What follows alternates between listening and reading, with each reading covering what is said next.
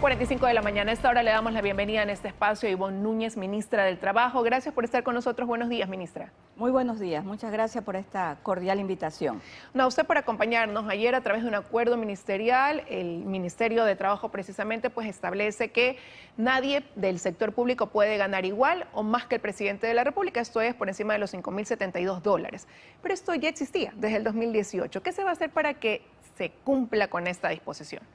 Bueno, el presidente Daniel Noboa así finalmente puso el punto final a los famosos sueldos dorados. Esta es parte de la política del Estado eficiente, del Estado transparente y del Estado que busca el bienestar social para todos los ecuatorianos. El presidente Daniel Noboa lo hizo. ¿Qué va a hacer el Ministerio de Trabajo para el cumplimiento de este acuerdo ministerial? Hemos incluido una facultad que antes nadie la había considerado y que el señor presidente Daniel Noboa lo solicitó, que es la facultad de control por parte de la Contraloría General del Estado. El señor Contralor General del Estado tendrá la facultad, tal como determina la ley, de ir directamente al control de los sueldos y remuneraciones en los GAT y en los consejos provinciales.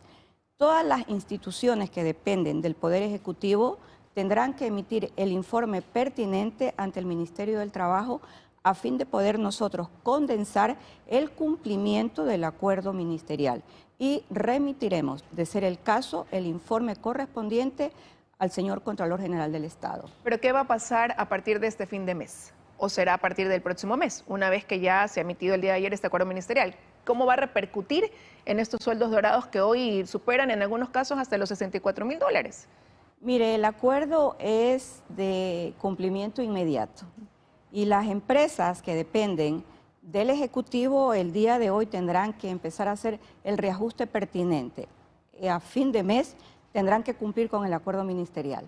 Ahora, eso también pasa por un tema de contratos colectivos, por bonificaciones, no en sí es quizás el sueldo de esa remuneración como tal que excede los $5.072, sino que va sumando respecto a lo que le digo. Entonces, ¿qué va a pasar ahí, por ejemplo? Hay que diferenciar lo que significa sueldo y lo que significa remuneración.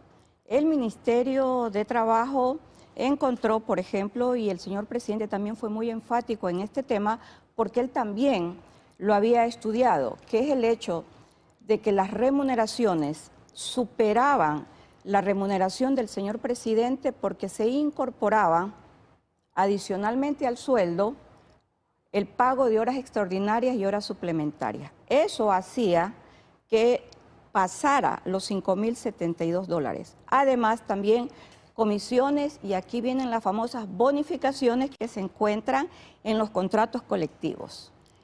La suma de comisiones y suma de bonificaciones, al igual que las sumas de horas extraordinarias y horas suplementarias, es normal para que este conjunto de sumas llegue a la remuneración.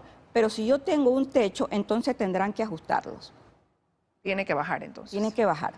Ahora, pero hay procesos incluso que se llevan desde la parte legal, en los jurídicos, donde se pelea este pago de bonificaciones o donde se lleva esto a un proceso por estos contratos colectivos y todo lo que implica.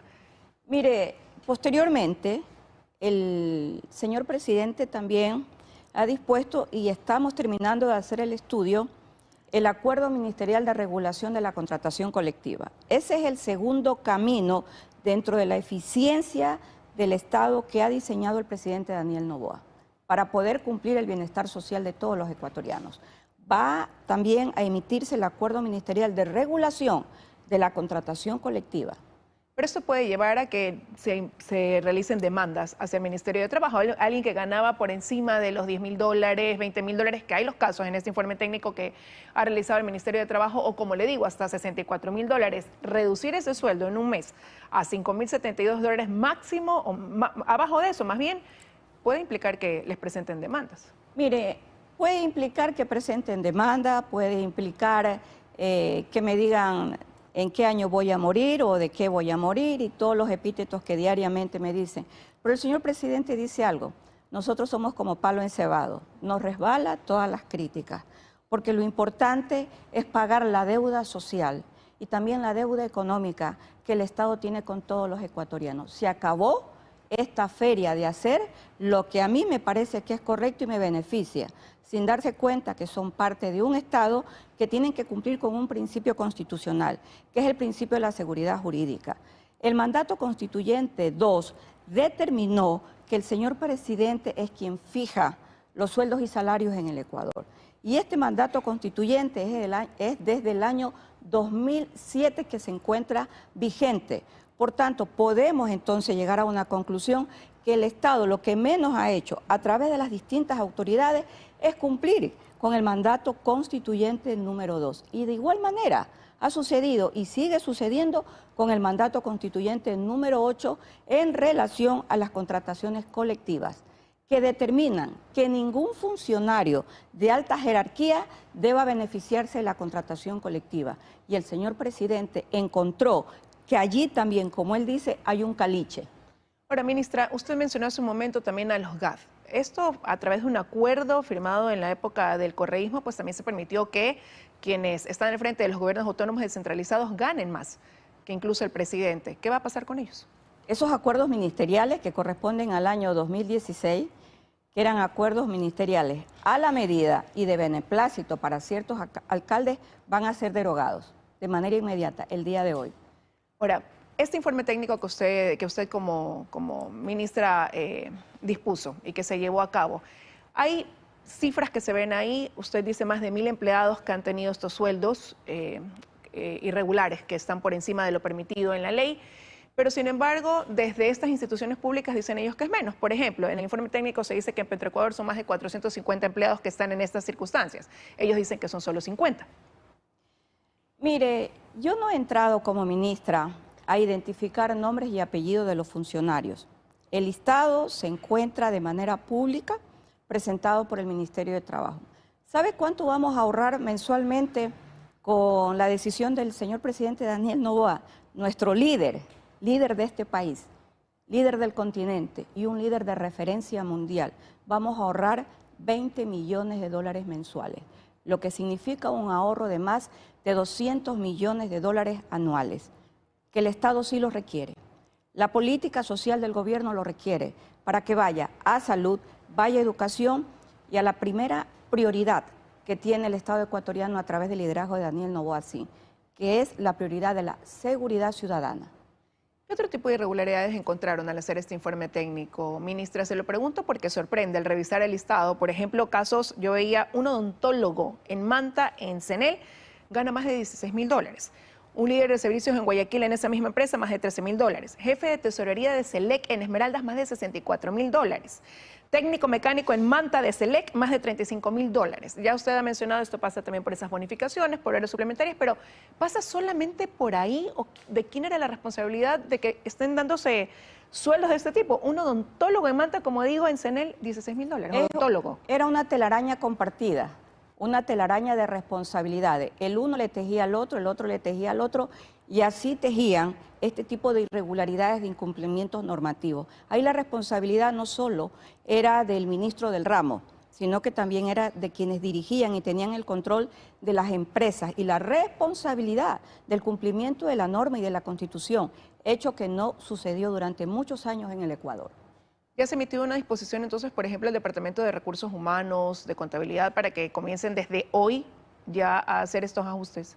Han comenzado a trabajar desde días atrás, porque nosotros hemos venido coordinando y conversando entre todas las carteras de Estado. El señor presidente tiene una política de unidad, y esa política de unidad significa el trabajo con todos los ministros. Nosotros rendimos cuentas, como se diría comúnmente, todos los días lunes al señor presidente. Y cuando vamos, Daniel Noboa ya conoce los resultados. ¿Y cuál ha sido la reacción que ha ido usted midiendo quizás de la contraparte de estas empresas públicas? Mire, yo creo que lo más importante es que se puso punto final a los sueldos dorados, que es un tema ya de vieja data, pero que nadie había tenido la valentía, el coraje y la decisión, como la ha tenido el presidente Daniel Noboa, de poner punto final a una de las historias del latrocinio al erario nacional.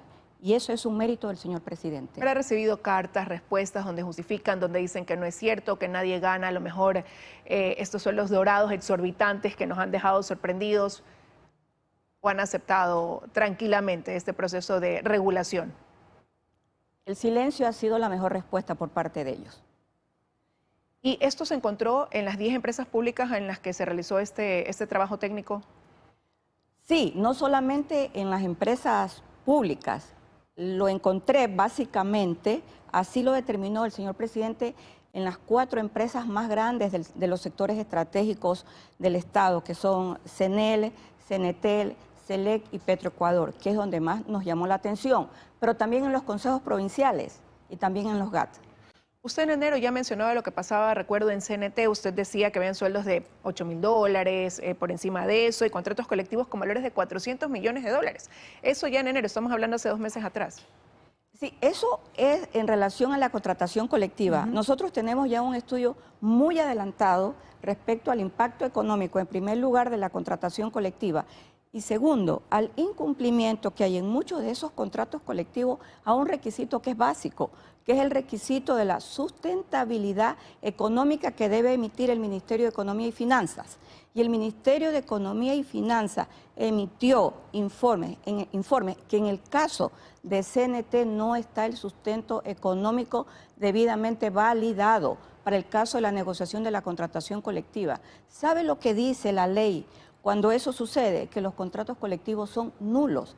Eso dice la ley. Por tanto, los dirigentes sindicales, que además deben conocer la ley, también deben cumplirla. Entonces aquí ha habido no solamente quizás incumplimiento por parte de un organismo de esa empresa como tal, sino ya en los anteriores gobiernos de varias instituciones del Estado. Mire, como yo digo, no quisiera pensar que la dirigencia sindical ha tenido como objetivo la destrucción del Estado.